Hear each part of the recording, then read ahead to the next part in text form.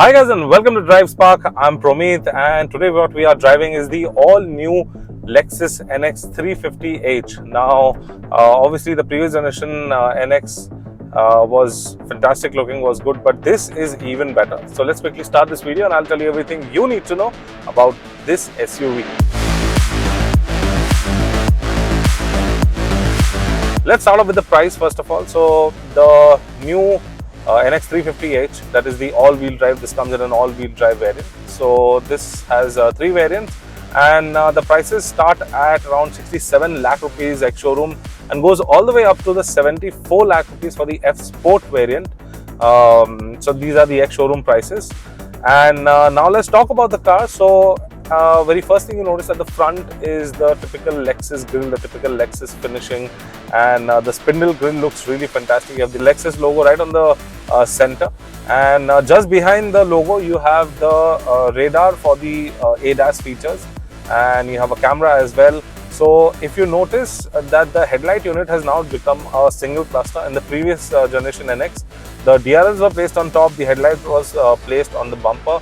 So now you can notice that the entire thing is one unit and you have separate fog lights. That's also a projector. Again, very bright. These are adaptive LED headlights, extremely bright. If you use it in the auto mode, they will do wonders on the road, and they actually work very well, especially the adaptive lights when the traffic is coming, or if someone is ahead of you, it will basically block that part and the rest of the part will be lit up. It's actually visible too much when you're on a dark road. So yeah, and coming to the fog light housing, you can see that the fog light housing looks like bumper extensions, plus the bumper itself looks very sporty, makes the car really sporty from the front, especially in this color with the matte black, gloss black and the red overall finishing. The car looks really sporty from the front end. Moving on to the side profile, you get body cladding, you get a 20-inch alloy wheel, absolutely low profile tires. That's why I have a little bit of tire noise over here, but overall the stance with those tires and those wheels look absolutely good. Plus you have body lines and creases that run all the way from the headlight to the tail light, and it splits down in between. You have body colored ORVMs and you have body colored door handles. Now the door handles might look like traditional door handles, but they actually have a request sensor inside it. So if you pull it, they will not come out, but there's a button, there's a request sensor. So if you press that, the door opens up, and the same is from the inside. So I'll tell that later on. Also, you now have 195 mm of ground clearance, and which is 10 mm more than the previous generation NX. So going over potholes, broken roads, broken tarmac should not be a difficulty at all for this car. So now moving on to the rear section, the very first thing you'll notice that the taillight unit is really sleek. It is split into two, so there is a bar that connects both the taillights. It's right on top. It does not join the taillights. That's what I like about it, because most of the manufacturers, what they do is they join the taillights in the center. But this has a split, so if you see it for yourself, it looks really cool, really fantastic. And so overall, the rear profile along with the spoiler, with these bits and pieces, make the car actually very sporty from the rear end as well. You also get a wiper with a washer, a defogger, and you can see you get blacked out elements on the bumper. Plus you have the badgings on either side, the Lexus and the NX 350h AWD badging. Other than that, you get an electric tailgate. Now the tailgate is obviously, it can be opened via the key. Actually there are three things. So you can open the tailgate via the key. There's a button over here on the right hand side, and you also have a request sensor on the tailgate. So the tailgate opens up to around 520 liters of boot space, which is not class leading, but there is enough space to accommodate luggage for actually 5 people. Plus you also have a 60-40 split just in case you want to take down more luggage, so you can fold any side, and you have a button to fold the seats. So that's really cool. You don't have to come all the way up to the rear section and then open the door, do it manually. You just press a button and the seat will fold down, giving you space for more luggage.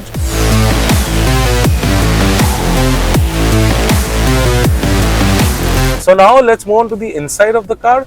So the first thing that you'll notice when you're on the inside is, first of all, this massive panoramic sunroof that makes the cabin look really airy, really spacious. Plus this cabin is also big. It's actually a pretty big cabin, and a lot has changed compared to the previous generation NX. You can see it for yourself. The dashboard layout, it's a completely new dashboard. This is a completely new 14-inch infotainment system over here. Touch is absolutely fantastic, and you can connect your phone. This thing gives out a lot of information. I mean, just look at the size of this thing, and plus the placement is such that it is canted towards the driver, so that, I mean, he can look at it more easily while he is driving if he has to. Other than that, you get a full digital cluster in front of you. Steering wheel is not a flat bottom steering wheel, but yeah, it's a leather wrap steering wheel. Obviously everything around here is bent in leather. So steering mounted controls are nice. They have actually a touch feedback to it, but these are manual buttons. So the moment you'll touch any of the steering mounted controls, it will show up on the heads up display that you are going to use that button. That's a really nice thing, because other than that, if you are driving and you don't want to look down to the button and see, I mean, this thing really helps. So that's a plus point. So you have heated steering wheel, and the steering wheel can be adjusted electrically as well. Plus, talking about the seats, very comfortable. This thing has only memory function for the driver. The passenger does not get, but the passenger and the driver's seat both are electrically adjustable. However, the driver gets another plus point, that he can adjust the lumbar support. The passenger cannot do that. It's on a fixed lumbar. So the seats are also ventilated. They have auto ventilation and 3 levels of ventilation, whatever you want to choose from, and everything is controlled by the screen. But you also have some amount of buttons that Lexus did not miss out, is this volume rocker and a defogger button and the front defogger button. So there's some amount of buttons, and the AC knobs. So the AC temperature is obviously, it's a dual zone climate control, and you can see the temperatures on these 2 screens that are very neatly placed. It's a part of this screen actually, the full 14-inch infotainment system. And you also have, as I mentioned, a heads up display, gives you a lot of information about the car. And this obviously has a lot of driver assisted features, such as adaptive. Like, if you just notice, I will just show it to you. So right now the lane keep assist is on, and the active steering is also on. So just in case if you move out of the lane, what will happen is that, I'll just show it to you. So just look at the steering wheel. If I'm moving out of the lane, you can see that the steering wheel corrects and brings the car back to its place. But if you keep your hand off, it will give a notification, and you will have to hold the steering wheel. You will not have a choice. So this sums up the front end, and before summing it up, I would like to tell you a few more things. You get a wireless charger over here that's very neatly integrated, and you can push this inside to reveal some space for your cigarette lighter, and there is some space to keep some stuff. You have your cup holders over here, some buttons over here, and you have a Mark Levinson sound system. It's a surround sound system, beautiful audio quality, and bass is very nice on this car. Now let's move on to the rear profile, and on the rear end you will get a center armrest, you'll get cup holders, you get an AC vent, but obviously it does not get a climate control as well. So it only has front 2 zone climate control. The rear has just a blower control, and you have a charging place for yourself. There is enough of leg room and knee room. Plus the sunroof extends all the way up to the back, so the people who are sitting behind can easily look out of it and enjoy the weather on a nice rainy day. And you also have 3 adjustable headrests, so that means 3 people can sit comfortably. If you're 2 of you all going, you can deploy the armrest and enjoy the ride.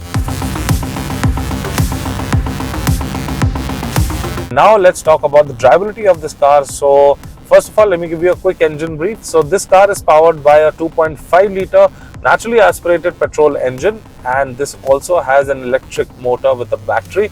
So this is a pure hybrid, like not a plug-in hybrid, but obviously this can run on pure electric mode. Talking about the power figures are around 188 bhp and 240 Nm. It's mated to a CVT gearbox, and Lexus says that this CVT gearbox has improved over the previous one. So you used to have the rubber band effect on the CVT gearbox. So basically this is much more improved, and the rubber band effect is slightly less on it. Well, however, if I floor it, I don't know if you will be able to hear it, but let me just floor it in 3, 2, 1.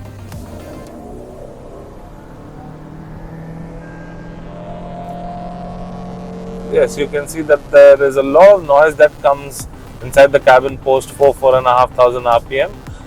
Though the NVH levels are good, but this could have been a little better. However, it touches triple digit speeds in no time. You have three modes. You have eco, normal and sport. However, they do not help. They just increase the throttle response and the way the steering wheel weighs up. The steering wheel weighs up nicely. It's got a very sharp steering wheel, and drivability is nice. Cornering abilities is again good because of the all-wheel drive setup. So it will send power to individual wheels when it needs, like when the computer figures out that this wheel, the front right or the rear left wheel, needs the most amount of grip or traction. It will send power and distribute it accordingly. And the acceleration is actually it's pretty decent for a 100 and almost 190 bhp car. Let me just hit a speed bump, and again, it's a big speed bump, and because of the 195 mm ground clearance, they just took it easily. Suspension setup is again very nice.